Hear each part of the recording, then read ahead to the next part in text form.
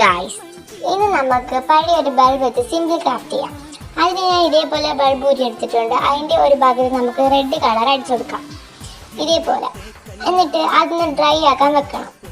അതിന് മറ്റേ ഭാഗത്ത് വൈറ്റും ബ്രൗണും കൂടെ മിക്സ് ആക്കി ഈ ഒരു ഷെയ്ഡ് അടിച്ചു കൊടുക്കാം. അതിനുശേഷം ഇത് 2 ഷെയ്ഡ് വെച്ച് അടിച്ചു കൊടുക്കണം. അതിനുശേഷം നന്നായി ഡ്രൈ ആയിട്ട് വരുമ്പോൾ ഇതേപോലെ പച്ച കളർ വെച്ചിട്ട് വരച്ചു കൊടുക്കാം. അതിനുശേഷം ഈ ബൾബിൻ്റെ ടോപ്പ് ഭാഗത്ത് ഇതേപോലെ ഡോട്ട് ഇട്ട് കൊടുക്കാം. 2-3 ഡോട്ടുകൾ ഇങ്ങനെ ഇട്ട് കൊടുക്കണം. അപ്പോഴാണ് അതിൻ്റെ ഭംഗി വരുന്നത്. നമ്മളിങ്ങനെ ചെയ്ത് കൊടുത്തതിന് ശേഷം ഇത് നന്നായിട്ട് ഡ്രൈ ആയിട്ട് വരുമ്പോൾ ഇതേപോലെ കിട്ടും രണ്ടും കൂടി.